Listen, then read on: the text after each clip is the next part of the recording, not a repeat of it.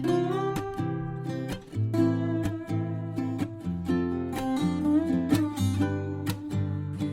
Resi dimanapun Anda berada, pada pertemuan video kali ini kita akan membahas mengenai sebuah konsep yang juga dinilai penting yang harus diketahui oleh seorang ASN, yaitu mengenai konsep komitmen mutu. Nah, sebelumnya kita akan bertanya-tanya dulu ya, apa sih sebenarnya komitmen mutu itu? Lalu mengapa itu dinilai penting dan harus diketahui oleh seorang ASN? Nah, tentunya untuk menjawab itu kita harus mengetahui dulu apakah komitmen mutu ini juga memang menjadi sebuah topik yang harus kita bicarakan dan harus diketahui. Nah, tentunya apa sih sebenarnya komitmen mutu itu? Nah, untuk itu kita akan membahasnya. Komitmen mutu itu memiliki 4 konsep dasar yang menjadi tubuh dari komitmen mutu. Yang pertama adalah efektivitas layanan.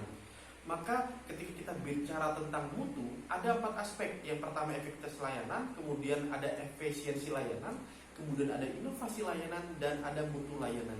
Lalu kenapa kita bicara tentang pelayanan?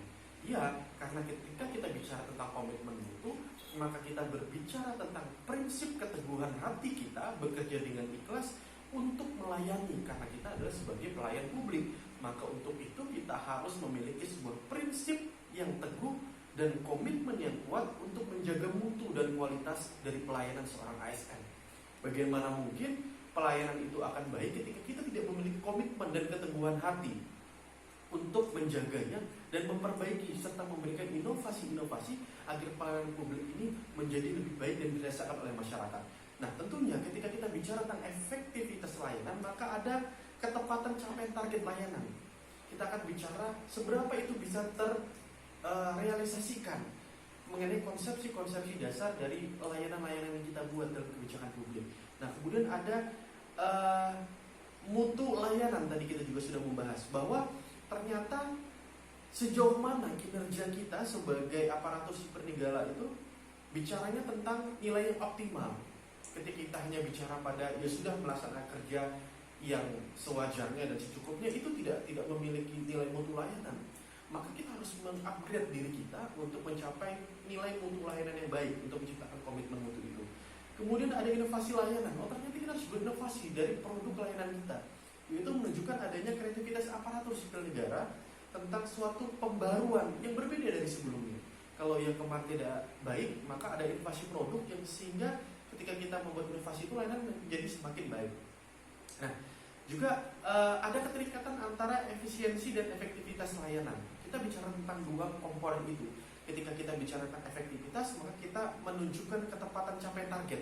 Ketika kita bicara tentang efisiensi, maka kita bicara tentang ukuran dari pelayanan itu tidak boros waktu, boros biaya, dan lain sebagainya. Maka ada ketepatan yang saling berkaitan antara efektivitas, efisiensi, dan juga nantinya terkait dari bagaimana menciptakan inovasi layanan dan mutu layanan.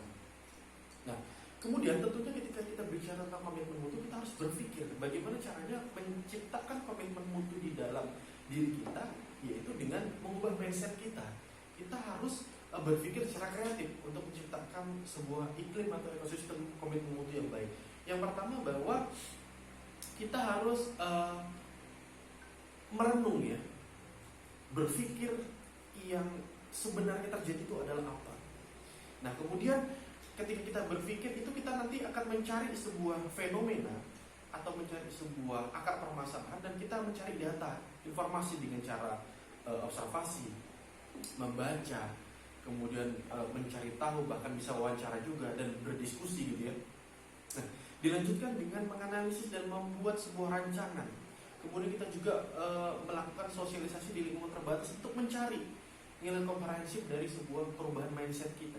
Dan kemudian juga ada lahirnya karya kreatif ini dari buah proses yang kita tadi bicarakan, itu menganalisis, mencari data, sampai kepada tahapan kita juga sebelumnya merenung. Nah, dan yang terakhir bahwa inovasi yang lahir itu nanti dimanfaatkan, dan dimanfaatkan itu baru nanti kita akan melihat bahwa ada sebuah jawaban dari adanya ketidakpuasan yang menjadi muara. Kenapa kita harus berpikir secara kreatif?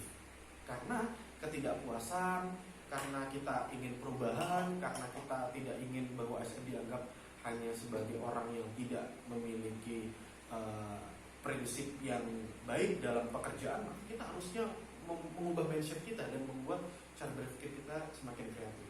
Nah, kemudian sahabat-sahabat ASN, kita juga harus meningkatkan pelayanan publik dalam kerangka aktualisasi. Ya, aktualisasi di sini artinya adalah bagaimana caranya kita mengaktualisasikan nilai-nilai komitmen mutu terhadap dunia kerja kita.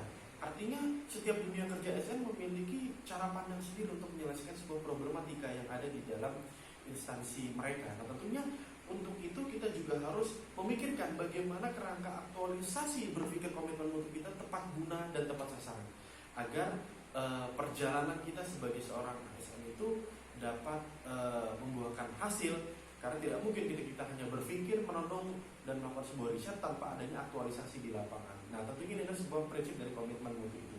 Nah, untuk itu demikian informasi yang dapat saya berikan, bahwa simpulan dari komitmen mutu itu adalah bagaimana kita sebagai seorang ASN membentuk karakter pribadi kita untuk menjaga kualitas dan berusaha untuk mengupayakan agar seluruh masyarakat dapat merasakan manfaat dari kehadiran kita sebagai seorang ASN.